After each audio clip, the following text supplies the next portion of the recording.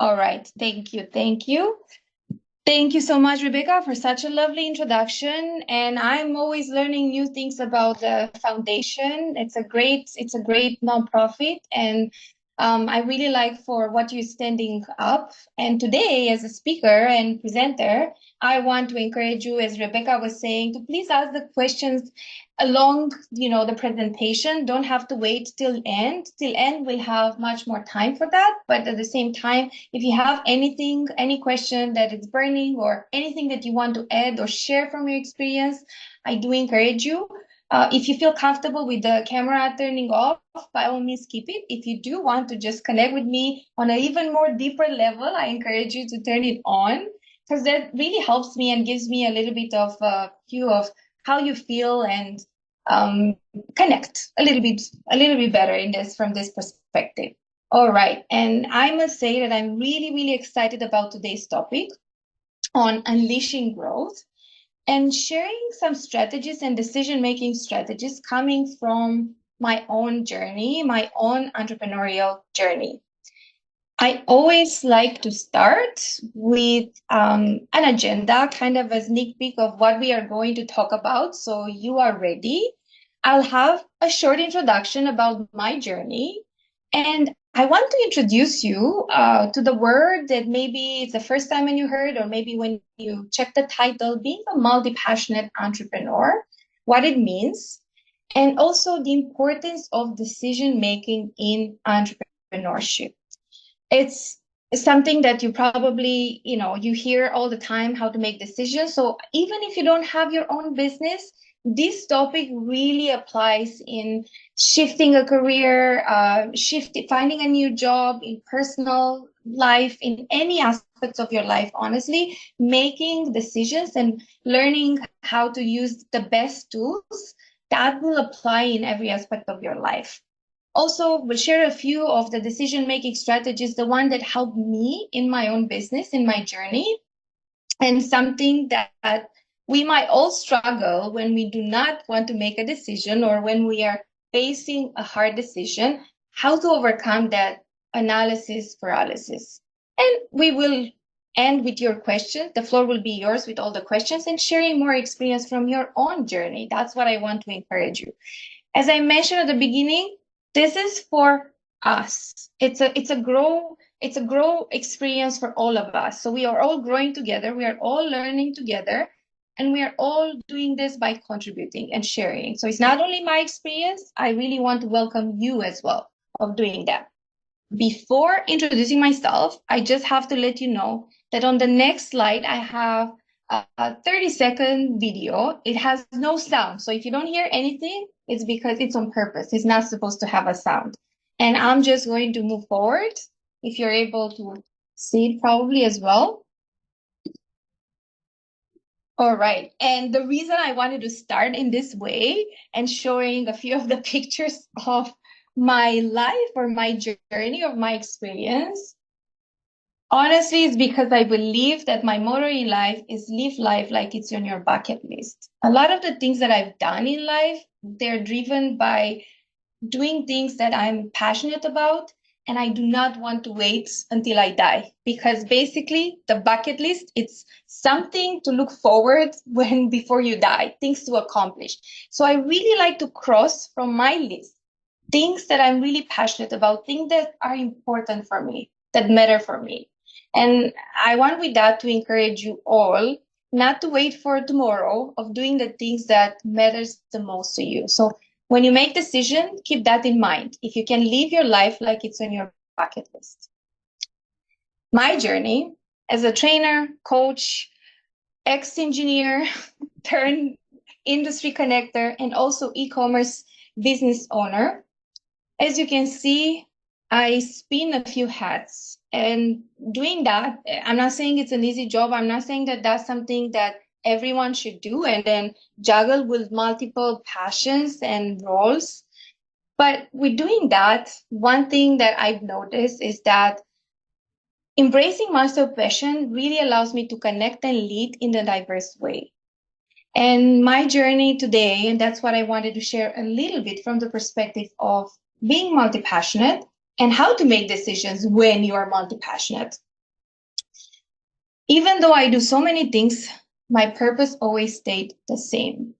And purpose is one of the biggest things that I always encourage my clients. I encourage everyone. Once you find out why you're here, then everything makes sense. Doesn't matter what you're doing, but once you find out why you're doing and what makes you happy and how can you provide the value to someone else, I guess that's something that no matter what I do, it always stayed the same.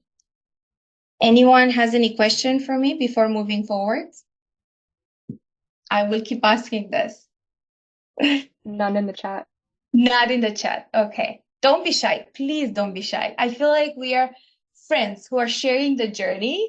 And before moving forward to the next slide, I want to ask here in the chat, maybe write down if you feel more comfortable this way. Is anyone here running a business currently?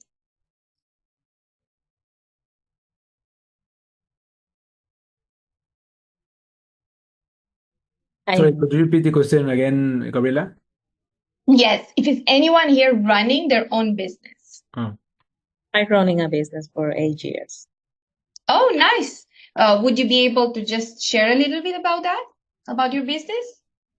Not here, is in Colombia. I am consultant in human resources in my country. For 8 years, I take the decision to open the doors to the idea of being an entrepreneur and offer my services for small companies. And was a beautiful travel, a challenging travel. It's a challenging journey is the correct word. And in the last months, I take the decision to close the doors because I am here and my partners in business are in another countries too. Then we say we can maintain the plan with this new situation for everyone. But I know how is the experience to be in a business, running your business. Try to be always focused in the goal and successful. Thank you so much, Tatiana. That was a lovely share. Thank you. And I guess some of the things that you mentioned today about opening, starting something, and then closing the door, it's going to be mentioned in my next couple of slides. First of all, if you never heard about multi-passionate, I just felt compelled to just share a little bit. And multi-passionate means that basically you might have you might be in or you might embrace different roles, which means different jobs, different careers, different type of contract work, then you will try to make them work all together. In reality means that you have to really learn how to manage your time well, how to make decisions, when to sometimes let go, when to focus and put more time and energy in one business or another. Some things that I've learned, and I guess it gives me, and I just wanted to show the positive part of being multi-passionate, is that, throughout my roles, I develop a variety, a diverse set of skills. And a lot of people who are doing the same and have a few different type of roles and jobs at the moment and passions, they might feel the same. By developing, a variety and diverse type of skills, it gives you a little bit of leverage of how to innovate and lead at the end of the day. You might see things from a different perspective. Another advantage, I would say that my perspective, I always find it is more holistic. That means that I'm able to see sometimes and build connections between different industries. It's like from engineering to career coaching, training, and also e-commerce. I see things connecting, even though they are different industry at this point, and I could see them merging. And that's how I have all these ideas about different type of, products that I want to create. Yes, Nitin. Sorry, Gabby. So Yeah. I just had a question. I don't know whether people. So there's a talk about Gen AI and AI. How does that change our entrepreneurship here as a business owner? Generative AI, right? I don't know. Oh, generative AI, like how to generate, how to build a business based on generative AI. Yeah. Right. I will share definitely a little bit about my own businesses because in the e-commerce space, I do use quite a little bit I use AI in different ways and how it helps. I don't have a business model that is exclusively that operates and comes from the AI. It's just it helps, it kind of like runs in the background, like helping me generating listings, helping me with the keywords. Even when you make a presentation, we use it. Even in a resume, you use it. So how we integrate AI, this is a great topic and a great question. And we can talk a little bit about this when we do the main questions and answers. And the reason is because I'm not doing particularly only AI generated as a business. It's not. No, because the reason I was asking this is because you're talking about diversified skills. If you look at this, right, multi-passionate. Yes.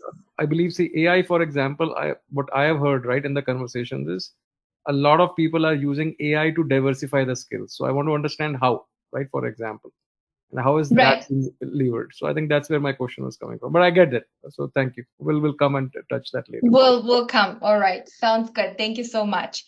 And the other aspect I would say that when you have multiple passion is that for me, the most important thing, the things that keeps me, awake. No, it doesn't keep me awake, but it gives me motivation and reason to wake up in the morning happy and pumped. It's coming with different passions. It gives you growth and a variety of growth.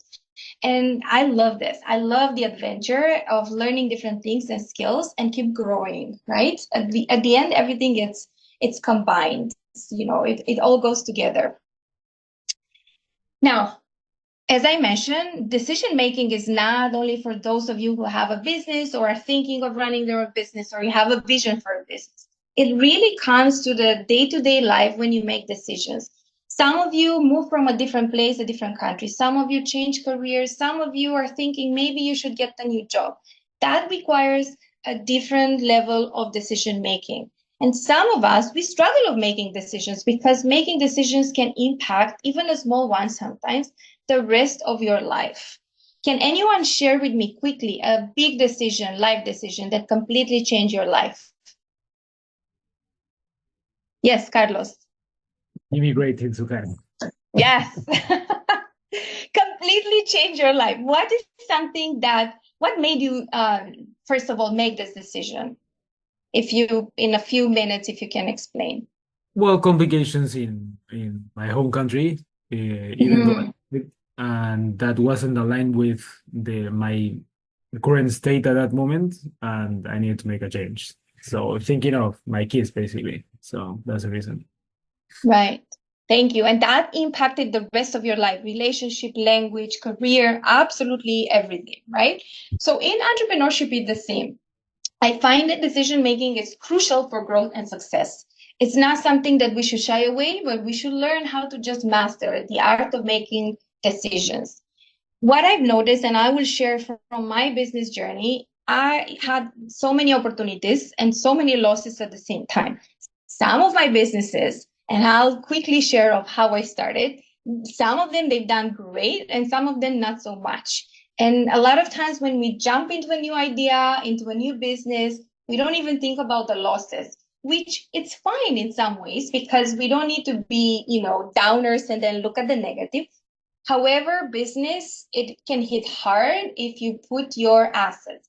An asset doesn't need to be only the money that you invest, which I did lose. It could be your time, it could be your energy, sometimes even relationships, right? That means that you might say no to so many other things because you have to focus on your dream, on your business. Sometimes people, they don't understand the difference between the dream business and just a business. You have to understand why you are doing the business for. If you want to make money, then it's not even about sometimes all the passion. I know people who got into the business with first make money. That was their own purpose. Make money, and I will find that the business will be a vehicle, a tool for me to make this money. And that was it. That was the main intention. If you have a business vision of adding value, changing the world, then you have to consider all the other aspects, what it means, and not only the money aspect. So it's a very interesting perspective once you start thinking about what are you going to lose. One thing I would say that how to manage the losses, once you put all the efforts, and that's the lesson that I learned honestly the hard way after I invested in one of my businesses that was, I think, retail online arbitrage. So that was one of the things that I tried a few years back That means that you buy and sell things on Amazon. You buy them from Walmart, you sell them on Amazon. And I was so excited about this business model. Everyone talked about this. It's going to be the best business model in the world. I love the e-commerce. I love the challenge. I already had experience with Amazon. For some reasons, that didn't work out for me. Neither in US, neither in Canada. It just didn't work. But not losing money or the business model not being successful for you and not working for you, that's not the issue. That's not what I want to share with you. What I want to share with you is that something that I learned the hard way. If you see that you put all your money, time, effort, and it's not working out for you, and you put, 6 months or however much time you wanted, and you give all into the business, and it's still not working and delivering, stop there and then move forwards. Just take the losses, and it's almost like you pack your baggage and then you move somewhere else and you try something else, because that will suck your energy right into the business and will affect so much of your confidence and just well-being. You lose precious time of doing something else at the same time. So that's one advice that I have. Yes, Lidin. Yeah, okay, great advice. But I'm just wondering, how do you know when is the correct time to move? That's such a great question. Thank you so much for asking that. Personally, I knew that I give myself an amount of time, like say 6 months. Most people, let's say they succeeded in this business in 3 months. I give myself 6 months and I'm fully in 6 months. I invested the time, I invested the money. And for some reason, nothing aligns. Sometimes I have no explanation, but my trust and my gut feeling, it tells me like, this is it. And then you look at your losses of your time and your energy, and you have to be realistic. You have to do an evaluation of when is it going to change? And what are you actually waiting for? If it all depends on you and you only, and you know you can change it, continue. But if it depends on the market, the I don't know, real estate changed or something else, some other economical situation, just keep going and try something else. Don't get stuck into one situation that seems that it's impossible and it's not going to change. And most of the people, they take business. Have you heard this word saying like, my business is my baby? Yes? That's it. Yeah, a lot of business, because they're passionate, right? So Yes. However, the business is not your baby. You might be even thinking about opportunities to sell. So when you get into a business, you have to have a little bit of a vision. Like even if it started as a passion project, you have even to have like a business plan and an exit plan. You might even be able to sell your business at one point, and you want to make it sellable, right? Profitable. Not saying that you should only focus on the future and selling part. I would just suggest that it's not your baby, and then don't get attached to the idea of the business. You are attached to yourself, who you are in the business. It's more important. All right. I want to move forward how does because market? So, sorry, I had a follow-up question Yeah. on that. See, because because let's say you're in a business, you spend time, people get to know you, right? So you form an impression on people, right? Yes. How easy is it to change that impression? That's the only thing. That so when you do a new business, let's say you change the direction, let's say after a year, right? You invest Right. in it. What happens and how do you change that perception? Any tips on that one, Gabby? Yes, and honestly, people are doing this very often and it's not working. And being authentic with what is not working and trying different things quick and soon when you see that the other thing is not working, it's crucial, especially in today's world. Like people, I will say on LinkedIn and my clients, let's say you try to sell, I'll give an example of one friend, LinkedIn friend connection. And this person started teaching, writing a book, helping people with productivity tips. But he realized soon that he wasn't making any money. While in this time, what he developed skills, it was his LinkedIn tools. Like he started learning more about what sells on LinkedIn, what doesn't, how to post, what brings traction. So he pivoted. Pivoting in business was crucial for him. And now he makes much more money by selling courses on LinkedIn than productivity. If it makes sense, is the same person.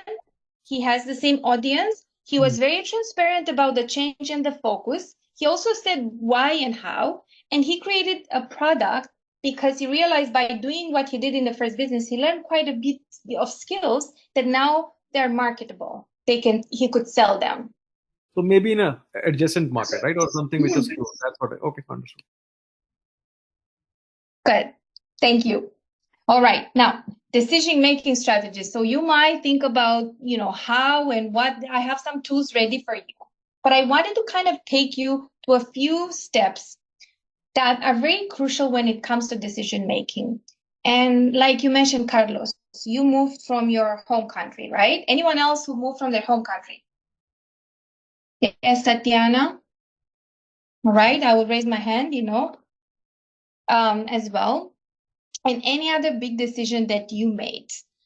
Years ago when I was working, my decision, one of the biggest decisions, it was after I had my second child, is just I won't be back to work. And the reason I was so hesitant to go back to work, not because I didn't like my work, not because I didn't like my team. I love them all great things. But I realized that my core values, one of my core values is freedom. I need to have this freedom for me, flexibility, to make my own schedule, to pick my own clients, to do different things in a different way. And by being truthful and aligned to my values, I use them as a compass. So I really encourage you, knowing your values in business and making decisions, it's the basic thing and the most important thing that you should start with. You won't know what you want when you make a decision. And if fun and adventure, like for me, fun, freedom, adventure, it's my top values, this day. And 20 years ago, it was the same in different way.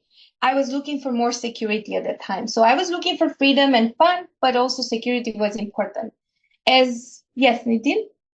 Sorry again. So see, That's I'm a good. professional. I'm not a business owner like you guys, right? Yes. A lot of people here. See, I'm a professional. So I think my decision has been, it, right? 6 years ago when I came, I was like Carlos when he was immigrating here, right?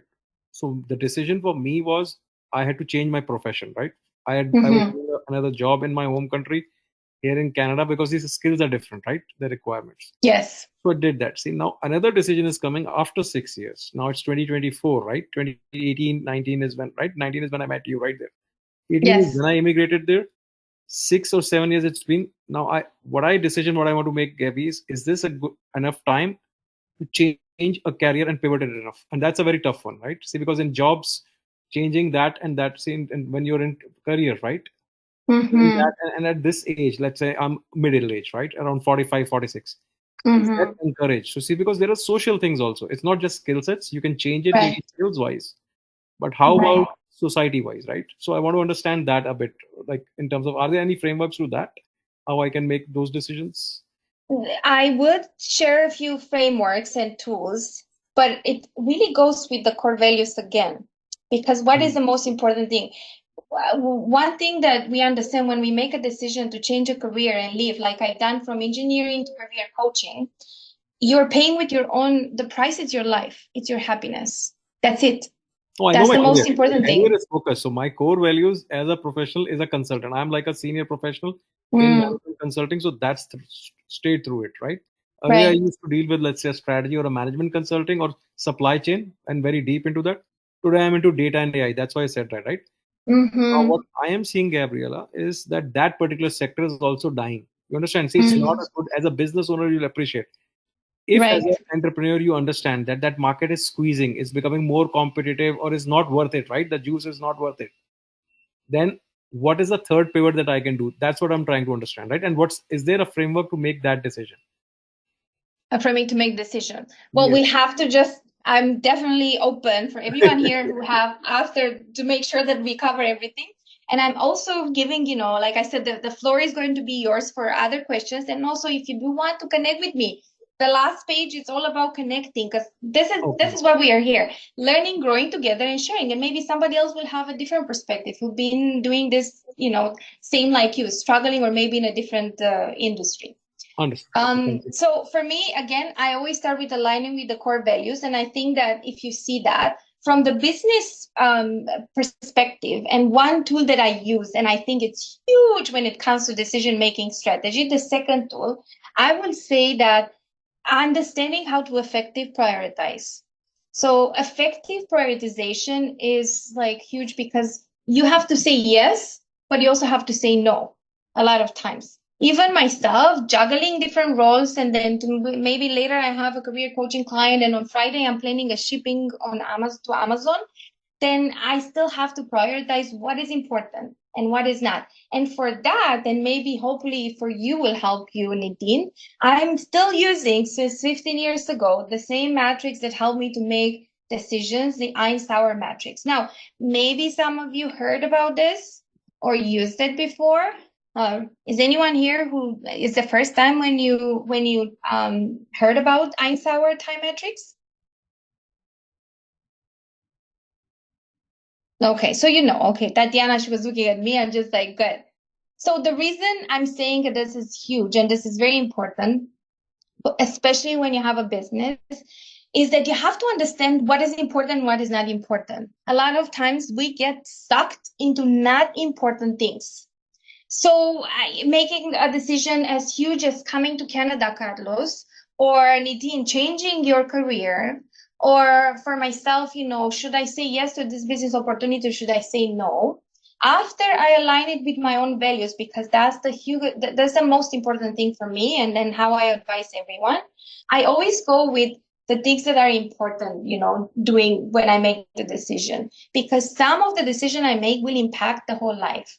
And let's say, let's give an example. What is something important and urgent that you have to do? Maybe just being here present to this, you know, or writing the presentation for this particular, you know, workshop. So for me, that was like important and it was urgent. I had to do it a week ago. I've done it. So everything is done, right? Whew, now I can move. The worst thing is that we have a lot of important things, but they're not urgent. These are the priority. Can anyone give me an example of something that you know it's very important for you right now, but it's not urgent, and because of that, you kind of like let it slide? Any example? Well, yesterday for me it was laundry. Good. Everyone has to clean clothes.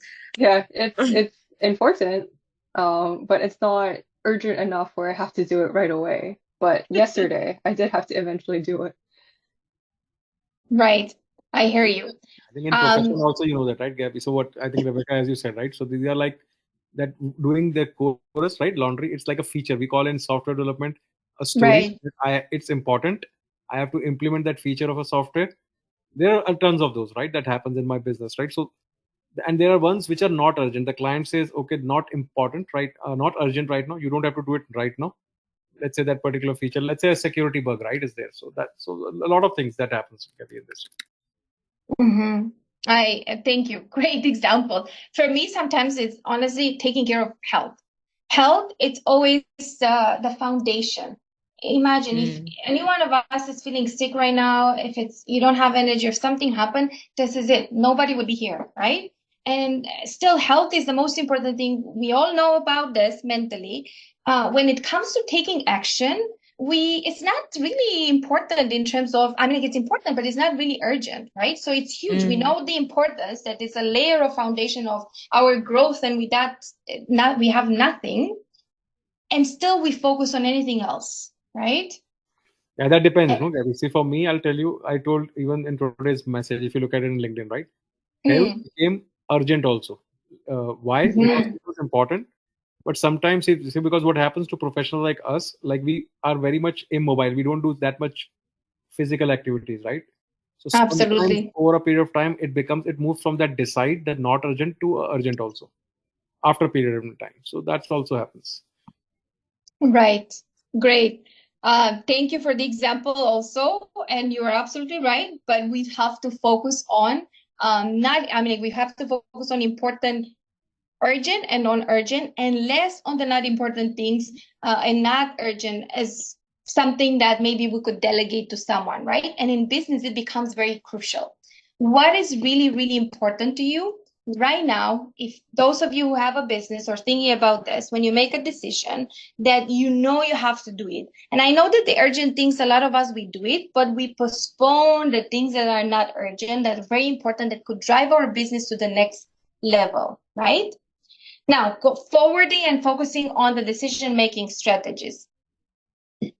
If you're an entrepreneur, I thought really deep about this. You have to be able to feel uncomfortable and embrace uncertainty.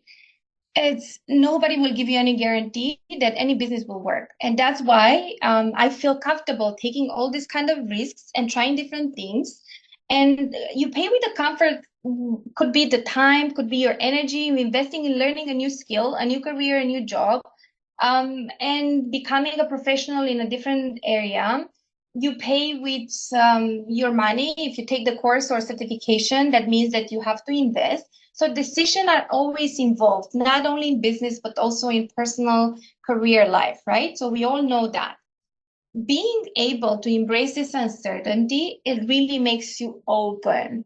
And not only to the best, not only the negative stories that can happen and can come with opening a business. Like I mentioned, I lost money, or not all the business I was able to lead them from the ground. I saw that, also it really is some of the opportunities I got, they were more than I even expected. Some of the opportunities I got, they were unbelievable. I didn't even imagine them. Or if I imagine, I thought it's impossible for this to happen. So examples could be, maybe you create a product or you have a client, and then that kind of creates a ripple effect, and you have more. And a small decision like this, it could take you further than you could ever imagine. So when it comes to uncertainty, it's not only for be ready to receive all the, manage your losses, but also be managed to be surprised by life, that you could get and you can receive amazing opportunities, and you can experience so much growth, right? And another one, when it comes to decision-making strategies, I would say to be able to leverage your network. How many of you think that, in an entrepreneurship, it means that it's only you when you make decision? So I made the decision, it's a solo journey. It's only me who I have to make everything. And sometimes it is, most of the responsibilities comes to you, but you're not alone. And you have to surround yourself with people who have ideas, who, sometimes even better than yourself. Anyone here heard about mastermind as a concept? Tatiana, no? Quinky?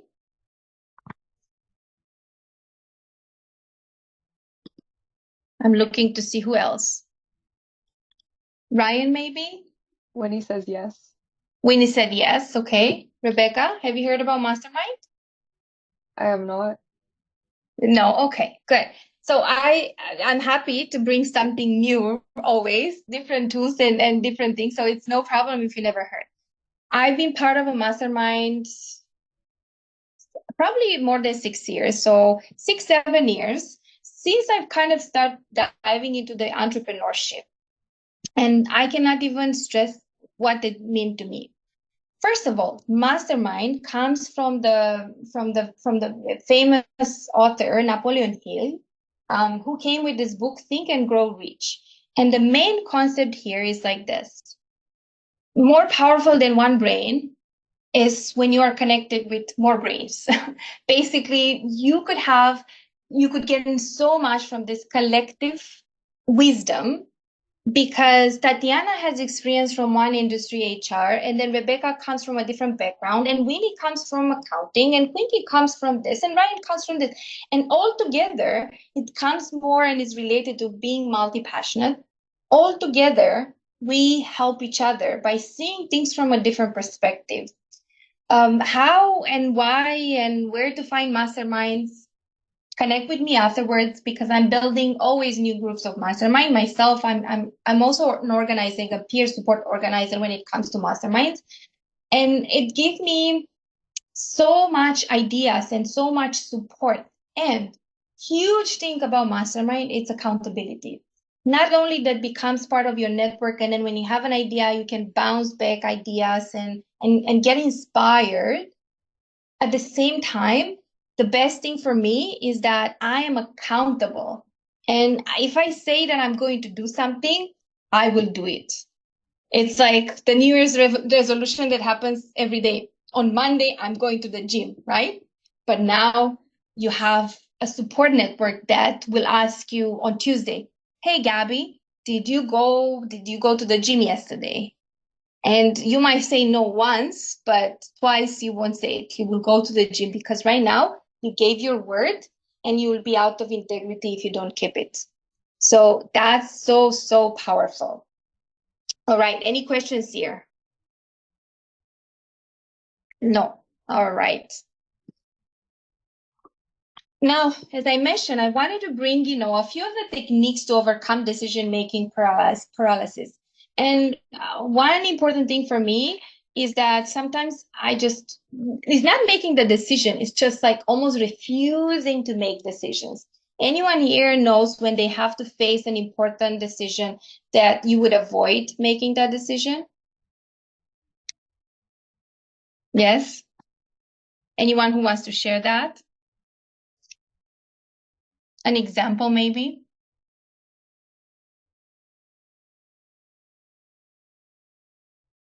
Exactly that moment when you notice that the things are not well, and you know that you have to take a decision because the bills need to be paid, but you know that you are not bringing enough customers, new customers, or the proposal for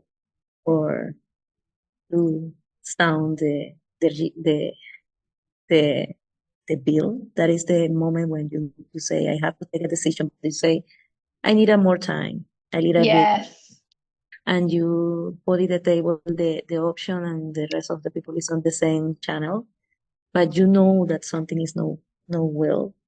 You say you have to take a decision in 6 months.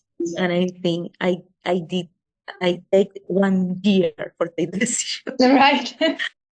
1 year for take the decision, and was like, I want to try, and I want to implement new strategies in communication, new strategies in merchandising, new strategies with the customers.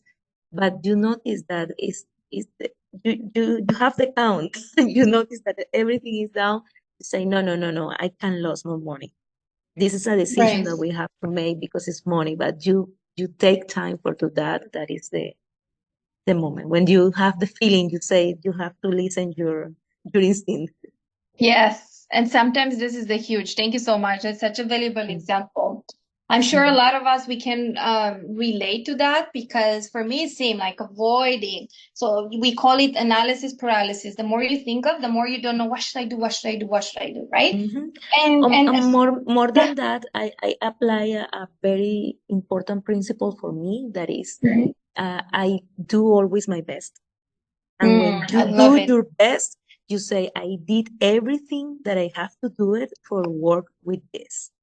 And and now I feel like I did everything, and I let open doors for me. I open new doors, and in other things, I need to connect with the reality, because, like you say, you have to. I learned this phrase from someone. You have to celebrate the little victories, and you have to go out with the thing that doesn't work, and you have to move past from that place. That is something that I learned. I did my best. I celebrate the little victories and the big victories, and I let it go, the rest. That's beautiful and beautiful. And thank you so much for sharing this, because I guess that everyone can, and I would always encourage everyone to do the same thing, do your best in every situation and then celebrate. Because a lot of us, we forget to celebrate. Now, beside doing that, what some of the techniques that I've been using in my business, especially when every day I have to kind of plan my schedule and think about, what's next, how do I approach? Because I'm doing a variety of things, I have to be very intentional with the things that I'm doing. And, starting with the financial goals and things that who am I going to approach, making lists, crossing the list. One particular tool that I've been using is that Pareto principle. If you heard about the Pareto principles, it's the beauty of focusing on the vital few. So the hardest part for us is to really understand what are the vital few. So you have to think with, use the critical thinking skills and understand what's the really most important thing. Because 80% of your results come from 20% of your efforts. For me, I will give an example for one of my businesses. So my first e-commerce business was publishing books on Kindle, on Amazon. 6 months later, when I started a business, I think I had already 200 books, journals published. It was under ghostwriting model, so that I would pay people to write books for me. Now, what I thought, like in this 6 months, I started looking at the books they were selling, and they were like providing constant revenue. Not the books that necessarily I thought they will, but the books that they were just like a smaller percentage. So basically, out of this, 200 books, only a small percentage, 20, 30 books, would just bring me, money. The rest of them, they were occasional sales. But instead of focusing my efforts into promoting the books on Amazon, selling the books, and then doing all the other things that had to do with that particular business model, I started focusing on, let's have a look at the winners. 20% of my products are the winners. Why are they the winners? So the more I studied, the more I said, I have to replicate what sells. Instead of creating another 200 books and putting my time and effort, I have to focus on the bestsellers and what sells. So that's the Pareto. 80% of your results come from 20% of your efforts. Find out why and what. And this applies to so many concepts, right? The second one that I love it. And I always, especially when I work with my clients, my career coaching clients and life coaching, I always say like this, Kaizen, focus on small improvements. Please ask yourself this question. Let's take a second and just reflect on this question. How can you become 1% better every single day? What can you do? I literally want to give you 1 minute to think about this. Write down if you have a notebook. If not, just think about. I want to give you the space and to just like for a few seconds to think about this. What can you do today and every day to become 1% better? One thing. And I want one share. One share. I feel like the first thing that comes to mind for me is exercising. It's very tangible because the weights that you're lifting, you can see the numbers going up little by little. I don't go every day, but every time that I do go, there is some improvement, and I track everything, so then I can compare how I was to 1 month ago, and I can see the improvement there. Someone in the chat though said developing and sticking to a self-improvement routine, no matter how small. Yes, absolutely. I'm not sure if Ryan is like Ryan thought or somebody else. I love it. Thank you. Thank you. Any kind of routine. Think about if you start reading anything that is journaling, and every day you start journaling, 5 minutes a day, 5 minutes a day, how this will impact your life. And it's easier. It's sometimes, it's maybe if you track this in a week, you won't see the results. But in 1 year from now, everything will be changed. So what am I doing in the business? For me, it's like honestly doing something that is challenging. So I still work as a contractor in recruitment, something different. And sometimes, for me, it was cold calling. What if I cold call one person a day? One person, it makes me uncomfortable. But one person, if I can do with one person, and that is kind of like, first of all, it gives me so much self-confidence that I could do it. And every day, one person, to a point that I work now with clients and asking them, well, when you have to call, an employer or send an uncomfortable networking, because that's like very hard when you look for work to just do this, send the messages or call an employer, something like this. What if, I'll give you a price, I monetize it, or I'll take money from you? Like when you were saying, you pay $5. Would it be more motivating? Yes. Either you get something or you lose something, right? Really doesn't matter how you achieve that. But if 1% better every day, this is a huge win for the rest of your life, right? Next one, Shoshin. And maybe, Before you go on, please. I think Nitika is agreeing with you, and she said in chat it will help us to achieve small goals and then later on the big ones. Yes, thank you so much. Absolutely. Tatiana, you unmuted earlier. Did you want to add anything?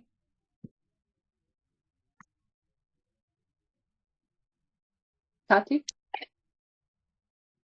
Oh, you are muted. Did you want to add anything, Tatiana? Sorry? Did you want to add anything? No. No? I am Okay. listening. Yeah, no worries, no worries. That was Rebecca was checking. All right, and the next one is called Shoshim, and that's like probably my favorite one because a lot of times I don't know what to do, right? So I'm let's say I'm lost in the decision. Should I continue with this? Should I do this kind of course? Sometimes I actually get opportunities and I have to say no to them. And for me, a huge thing is that always start with the beginner's mind. This is a Zen Buddhist concept. And I just like the idea of every day it's a new beginning of starting over. Regardless the business it didn't work, don't let it put a stigma on you or a label like, oh, I'm never going to do this. I'm never going to be able because I kind of messed up with that. I lost money. Nobody else would. I know how much of a baggage this can be, but being able to see things with a fresh perspective and beginner's mind, this can change everything. Literally every day. It's not that you have to base everything on your past. Today can be the day when you open and she's like, oh, it hit me. This is the best day of my life. I have this amazing idea. I will do it right now. So it can literally transform your life. I'm not sure if anyone has a question. Anyone has a question with this? No? Winnie? No? Okay. Winnie, I no learned questions this. yet. Yes, Tatiana? I learned this when I have 24 years old. And I think that is the difference in my life. I every time have the attitude to learn something new. Even if I have experience or I know a lot of things, I always think that the rest of the people know more than me. And I say I am not so intelligent, but I am so open mind that create a different environment for me and different opportunities for me. Then beginner's mind is key in life. Beautiful. Beautiful. And Tatiana, that's actually high intelligence. Having an open mind and a growth mindset, how we call it, this is only what high intelligent people do. Because then you are not stuck in a box, you're open and open for unimaginable, open for amazing opportunities and growth, right? All right, I made this a little slide with kind of everything that we talked about, and just to have it, how I use it. So that's like some of the tips, some of the strategies that I use when making decisions. So either if I use something, with the Eisenhower matrix or the Kaizen approach or the Shoshin beginner's mind or the Pareto principle, and for me, everything starts with my core values, especially when it comes to making decisions like this. That's kind of the roadmap to success. This is how I guide myself. There are so many other tools and strategies, honestly, that you could use. I just want to give you a few, opportunities that share and ask some of the questions that you might be, curious about different type of business models. How do you juggle with one business or another? How do you switch? How do you do time management? So I want to leave, more opportunities for questions. And just to end, with may your choices reflect your hopes, not your fears. This is such a beautiful, deep quote because whenever you make a decision, I always want encourage people to come from the heart, from love, from hope, from I make a decision to move, to take a new job, to change, not from fear that I won't find a better job, I won't find a better career and get stuck. Instead of I am worthy to have a better job. I deserve to thrive and be more successful. I should make more money, and be rich and wealthy and stuff like this. So I always want people to make choices that reflects their hopes. And if you do have any questions and if you really want to connect with me, I'm definitely very open on any social and professional social media network like LinkedIn, email, by all means. So I wanted to give you as much time as you want for the questions for whoever has any questions and particular to business models or anything else.